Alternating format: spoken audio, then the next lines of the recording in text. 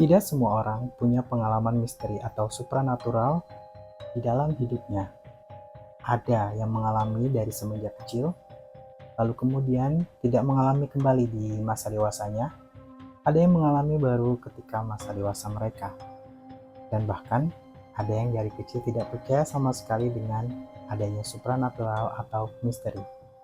Seperti biasa, hari ini saya akan bercerita tentang pengalaman supranatural ataupun misteri yang terjadi dalam hidup saya dari mulai kecil hingga saya dewasa. Jadi, simak video berikutnya.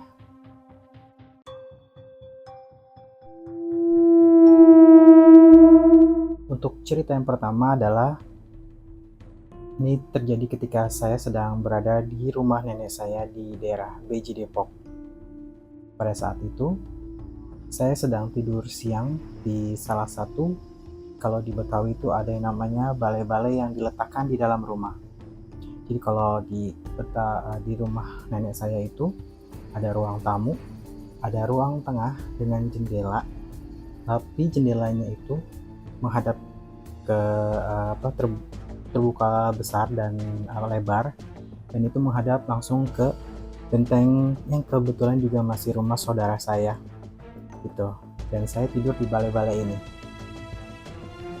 Ini adalah terjadi ketika saat saya tidur siang sampai sore. Ketika saya terbangun dari tidur siang saya, entah seperti masih belum sadar seutuhnya, saya melihat ke arah atap rumah atau genteng dari saudara saya itu. Lalu saya melihat ada seperti kayu atau bambu ya. Kayu atau bambu. Jadi kalau misalnya rumah seperti ini atapnya, di bagian sini yang menghadap saya itu ada seperti bambu. Dari ujung sampai ujung. Warnanya ya warna coklat gitu. Saya perhatikan lagi. Saat itu saya sendiri. Biasanya saya kalau ke rumah nenek saya pasti saya sendiri. Untuk sekedar main, atau kadang cuma hanya untuk tidur siang atau untuk menginap. Nah, setelah saya lihat ada kayu yang panjang sekali ya dari bawah atap sampai atas ujung itu, lalu dengan masih ngocok-ngocok mata gitu ya, masih belum sadar sepenuhnya, and then finally kalian tahu apa? Ada sosok yang bangkit. Jadi ini atap rumah seperti ini. Ini adalah panjang dan kemudian ada kepala bangun, dan ternyata ini adalah kaki. Dilekukan dari atap rumah itu adalah lututnya. Dan di saat itu juga saya langsung lari mencari nenek saya. Saya ceritakan kepada nenek saya yang barusan saya lihat, tapi dia hanya bilang kalau itu adalah hanya mimpi, kata dia, atau istilahnya mengigau gitu. Tapi enggak, yang saya lihat itu adalah benar-benar jelas sosok yang sangat tinggi sekali itu. Dan ya, itu adalah cerita pertama saya di rumah nenek saya.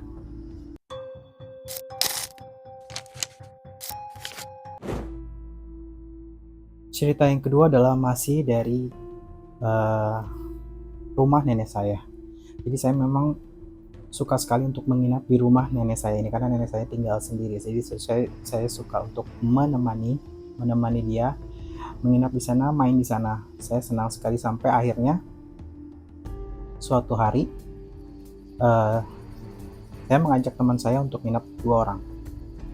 Jadi di rumah nenek saya itu, saya kembali ceritakan, di depannya ada ruang tamu yang besar, di sebelahnya ada satu kamar yang disewakan, kemudian di sebelahnya lagi ada satu kamar yang tidak pernah dipakai sama sekali, entah kenapa.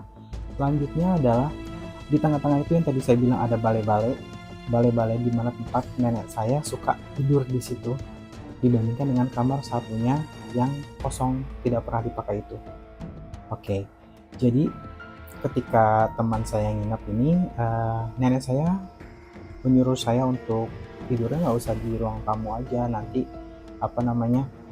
apalah gitu kata dia, mendingan di kamar yang itu.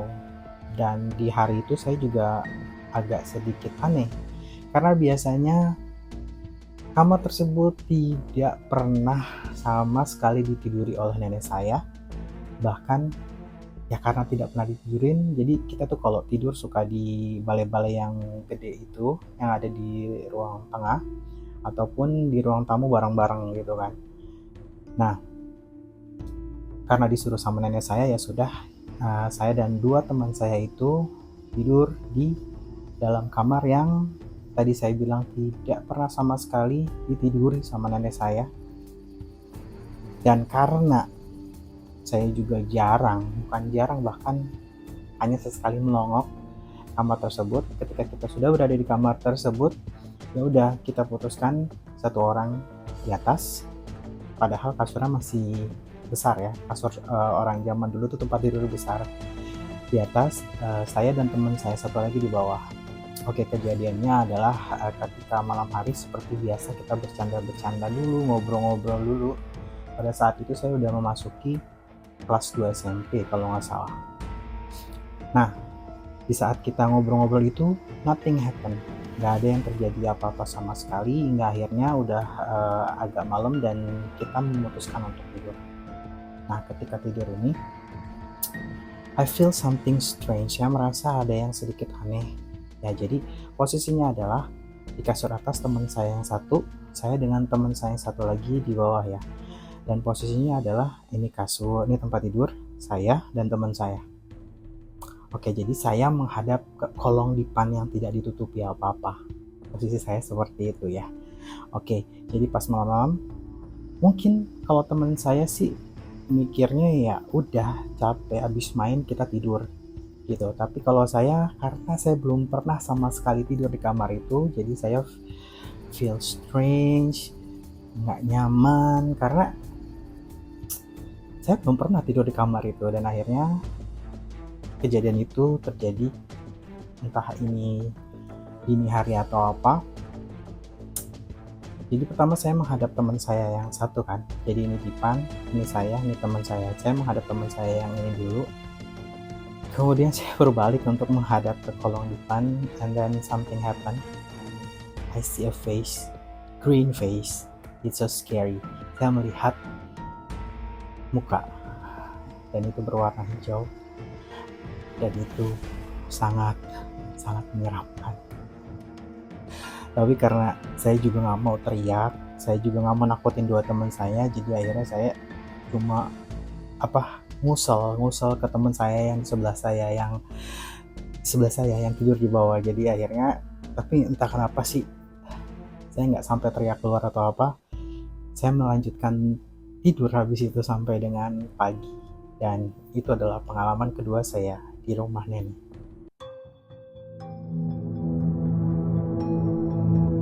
Cerita selanjutnya adalah ketika saya sudah mulai bekerja untuk pertama kalinya. Bukan bekerja pertama kali sih, udah yang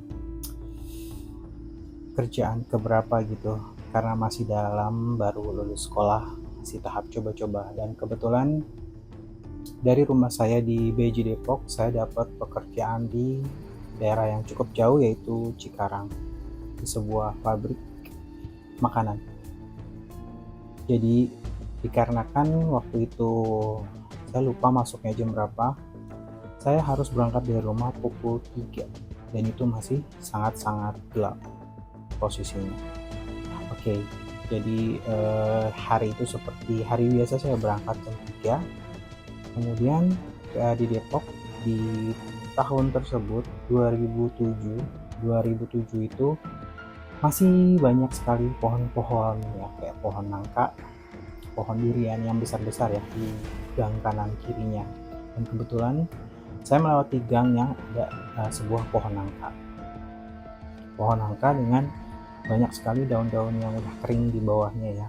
Ya, kanan kiri itu juga masih ada kebun, walaupun ada rumah diselingi dengan kebun namanya, kemudian diselingi lagi dengan rumah gitu. Namun posisi jam 3 adalah masih sangat gelap dan masih sangat sepi. Oke, dari perjalanan saya hari itu di gang, di bawah pohon nangka saya melihat sesuatu. Ada suatu benda itu dia agak menyala berwarna merah. Dan di zaman tersebut adalah zaman-zaman kalian berarti ini bukan di 2007, ini sekitar di 2010, 2009, 2010.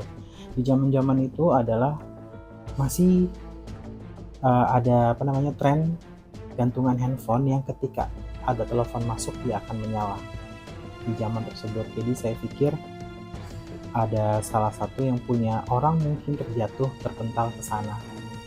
Jadi saya memutuskan untuk mendatangi si yang menyala tadi itu. Lalu dengan daun kering saya coba, karena takut ya untuk saya pegang, saya masih takut, masih gelap juga kan. Kemudian saya menggunakan satu daun kering buat bukan nyungkil sih, membolak-balik aja. Dan ternyata itu bukan yang tadi saya maksud, bukan gantungan handphone yang nyala itu loh, bukan. Itu adalah sebuah batu berwarna merah tapi menyala. Oke. Mungkin di saat itu saya udah tahu ya kalau itu apa gitu. Saya udah tahu itu apa. Tapi otak saya tuh bilang jangan berurusan dengan dunia yang seperti ini. Maksudnya adalah dunia mistis. Jangan, tinggalin aja. Oke. So setelah tahu itu apa, saya langsung acuhkan dan saya langsung kembali untuk jalan ke transportasi umum. Waktu itu saya masih menggunakan, kalau nggak salah, bus AC Mayasari nih, kalau nggak salah ya, tujuan Cikarang. Oke, saya terus jalan, baru beberapa langkah sesuatu terjadi lagi, yaitu batu yang tadi saya tinggalkan sekarang ada lagi di depan saya. Itu baru beberapa langkah, dan kemudian kembali lagi otak saya bilang tidak, nggak usah berurusan dengan yang seperti itu. Lalu saya kembali melanjutkan langkah saya, dan itu masih ada lagi tiba-tiba di depan saya, sampai akhirnya untuk yang ketiga kalinya ya, berarti saya benar-benar udah tidak mau berurusan dengan hal seperti itu. Saya lanjutkan kembali tujuan saya untuk berangkat kerja, dan akhirnya tidak ada lagi penampakan dari batu menyala tersebut. Dan setelah beberapa hari saya cerita sama keluarga saya, dan mereka bilang, bodoh, seharusnya ambil aja nggak apa-apa. Cuma pada saat itu benar-benar saya berpikir saya tidak mau tidak mau ikut dalam hal-hal mistis atau misteri ya. Jadi saya tinggalkan. Dan hasilnya semua orang yang saya ceritakan pasti akan bilang, bodoh, itu adalah batu nirah delima, katanya mahal. Tapi itu adalah keputusan saya untuk tidak bersinggungan dengan dunia mistis pada saat itu. Dan ini adalah cerita terakhir saya. Masih banyak lagi yang akan saya ceritakan di video-video berikutnya.